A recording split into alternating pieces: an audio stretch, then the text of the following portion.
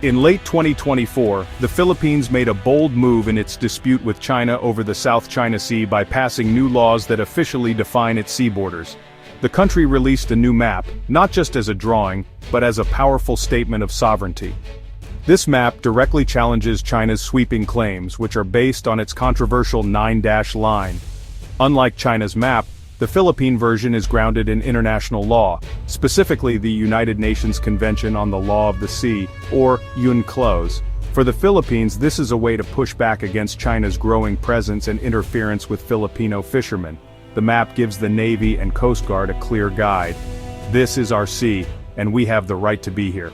It's a strategic shift, using laws and diplomacy, not just ships, to defend national interests. By aligning with UNCLOS, the Philippines seeks global support, framing the dispute as a test of international rules, not just a local quarrel. President Ferdinand Marcos Jr. is taking a risk, but for the Philippines, doing nothing is riskier. The new map draws a clear line in the water, signaling to China and the world that the Philippines will not back down. It's a declaration of identity and a demand for respect. The new map is backed by two major laws signed in 2024. The Philippine Maritime Zones Act defines the country's territorial sea and exclusive economic zone, or EEZ, an area 200 nautical miles from the coast with special rights to resources. The Philippine Archipelagic Sea Lanes Act establishes official routes for foreign ships and aircraft, helping manage security and environmental protection. These laws formalize the Philippines' claims, aligning them with UNCLOS, the global treaty governing the world's oceans. By embedding international law into national law, the Philippines strengthens its legal position and makes its actions harder to criticize. One key outcome: the sea west of the country is now officially called the West Philippine Sea, reinforcing national identity and claim. The laws send a clear message: these waters are not disputed, they are part of the Philippines' territory. The country asserts its right to fish, explore, and protect its marine environment.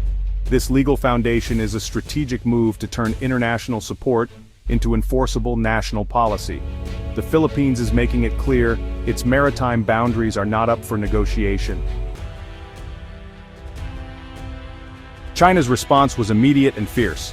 Beijing condemned the new Philippine laws as illegal, seeing them as a direct attack on its own claims. In retaliation, China released its own map, drawing baselines around Scarborough Shoal, a move to treat it as Chinese territory. Baselines are used in international law to measure sea borders, so this was a clear escalation. China summoned the Philippine ambassador and warned of all necessary measures to protect its claims. The language was serious, hinting at possible aggressive actions at sea. China's reaction is about more than maps. It's about power, resources, and control over vital shipping lanes. By flexing its military and economic muscle, China aims to intimidate the Philippines and deter others from following its example. The dispute is now a high-stakes contest of law, diplomacy, and force. The world is watching to see who will blink first. Scarborough Shoal, or Bajo de Masinloc, is the flashpoint at the heart of the dispute. Just 140 miles from Luzon, it's a traditional fishing ground for Filipinos and a strategic asset. In 2012, a standoff erupted when the Philippine Navy tried to arrest Chinese fishermen. China intervened and never left. Since then, Chinese ships have blocked Filipino fishermen, sometimes using water cannons, turning the shoal into a symbol of lost sovereignty. Each confrontation fuels public anger and pressure on the Philippine government to act. In 2024, China escalated by drawing new baselines around the shoal, trying to upgrade its legal status and generate a territorial sea. This move directly contradicts a 2016 international court ruling which said the shoal is just a rock and can't generate such zones. China is creating new facts on the water, ignoring international law and tightening its grip. The shoal remains a powerful symbol of the struggle for control in the South China Sea. In 2016, the Philippines won a landmark legal victory at the Permanent Court of Arbitration in The Hague. The court ruled that China's 9-dash line had no legal basis and that any rights must be based on UNCLOS. It found that Scarborough Shoal is within the Philippines' EEZ and is a traditional fishing ground for several countries. The tribunal declared China's actions, blocking Filipino fishermen, illegal under international law. This ruling gave the Philippines strong legal ammunition, but there's a catch. The court can't enforce its decisions. China rejected the ruling outright and has since increased its presence, building artificial islands and blocking access. The Philippines' new laws in 2024 are an attempt to turn this paper victory into enforceable national policy. The legal battle continues, but enforcement remains the biggest challenge. The world's rules are clear, but power on the water still decides who controls the sea. The Philippines is determined to make the law matter. The conflict isn't just legal, it's playing out on the water where tensions are rising.